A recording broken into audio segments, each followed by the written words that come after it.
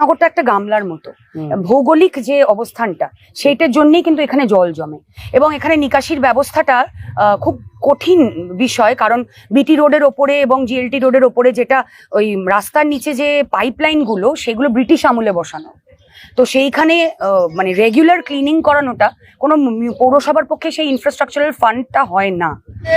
বিধায়িকা তিনি বরানগরবাসীকে গামলার সাথে তুলনা করেছেন, তাই আজকের এই আমাদের মানে বরানগরবাসীকে এইভাবে অপমান আমরা এত বছরে দেখিনি, এতদিনে কেউ বলেন। উনি 1.5 বছরের বিধায়িকা হয়ে উনি অলরেডি মানে বরানগরকে এইভাবে অপমান করা শুরু করে। কেন করলো বরানগর গামলা বলে? উনি ভয় পেয়েছেন। কি কারণে ভয় পাচ্ছেন? জনসাধারণকে যদি ওনাদের আর ভোট না দেয়। তাহলে মাছ নিয়েছেন কেন সাথে? গামলার সাথে মাছ কেন? সাধারণ মানুষকে মাছের সাথে তুলনা করেছে। আর গামলায় কারা থাকে? গামলায় জল ভর্তি হলে তাহলে গামলায় কারা থাকে? মাছে থাকে না। তো বরানগরবাসী মাছের সঙ্গে তুলনা করেছে। কোন সংগঠনের পক্ষ থেকে আপনারা মাছের রাস্তা পেয়েছেন? আমরা সিটিজেন ফোরামের পক্ষ থেকে বরানগর সিটিজেন ফোরাম, আমরা সাধারণ মানুষের কথা বলি। কোথায় কোথাও অভিযোগ জানিয়েছেন বিষয় নিয়ে? কোথায় কোথাও অভিযোগ জানিয়েছেন? কোনো অভিযোগ জানিয়েছেন কোথাও যে বড়লোক মানুষকে যে গামলা বলে অভিযোগ করলো একটা মানুষ বলে? হ্যাঁ, আমরা ওনাকে ধিক্কার জানাচ্ছি। উনি বিধায়িকা হয়ে যে সাধারণ মানুষের ভোটে উনি জিতে এসেছেন, সেই সাধারণ মানুষকে যেভাবে অপমান করেছেন সেটা বরানগরবাসী এবার তার ফল দিবে। বিধায়িকা কোথা থেকে এসছে, ওনার কোথায় জন্ম আমার জানা নেই।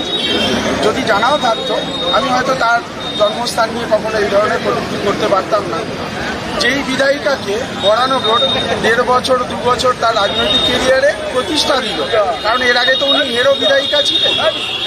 এবার এখানে বরানগরে বাই ইলেকশনে জিতে উনি যা করেছেন সেই বরানগরে কোনো রকমের যখন ডেভেলপমেন্ট তিনি করতে পারলেন না, জলের সমস্যা মেটাতে পারলেন না, তিনি এক কথায় তার দায় সেরে ফেলার জন্য বরানগরকে গামলার সাথে তুলনা করেন। বরানগর যদি গামলা হয়, আমরা তো বরানগরে জন্মেছি, শেষ দিন অবধি বরানগরে থাকবো, বরানগরেই মারা যাব। তার মানে বরানগরের গামলার মধ্যে যখন জল জমে, জলের মধ্যে আমরা যখন ছটর পটর করি, আমরাও মাছের মতন। এই কারণেই এটা আমরা একটু দৃষ্টান্তমূলকভাবে মাছগুলোকে দেখালাম যে মাছগুলো এখানে থাকতে থাকতে দেখুন উল্টে যাচ্ছে, আমরা এইভাবে উল্টে যাচ্ছি। এটাই বলার। বিধায়িকা ইলেকশনে ভোট চাইছে, ঘরের মেয়ে বলছে, ঘরে ঢুকছে, নমস্কার করছে, জড়িয়ে ধরছে, সেলফি তুলছে, সমস্ত কিছু করছে, কিন্তু বরানগরের সমস্যা সম্পর্কে সম্পূর্ণ রকমের উদাসীন। বরানগরের সমস্যা কিভাবে ডেভেলপমেন্ট করতে হবে, কিভাবে সমস্যাগুলো মেটাতে হবে, তার জন্য তো ইঞ্জিনিয়ারদের সাথে বসতে হবে, যারা এই ধরনের কাজ করে অভ্যস্ত তাদের সাথে আলোচনায় বসতে হবে। উনি বসে গুন্ডামস্তানদের সাথে, দেখবেন ক্যাম্পেইনিং হয় সব গুন্ডামস্তানরা পেছনে ঘুরে। তাহলে ভালো লোকদের যদি সঙ্গে নিয়ে না ঘুরতে পারে তাহলে তো এই ধরনের চিন্তাভাবনাই আসবে।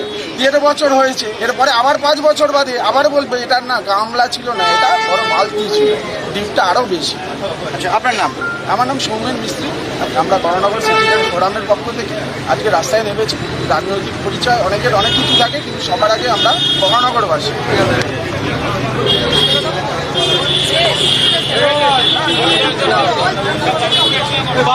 বালতিটা কোথায়?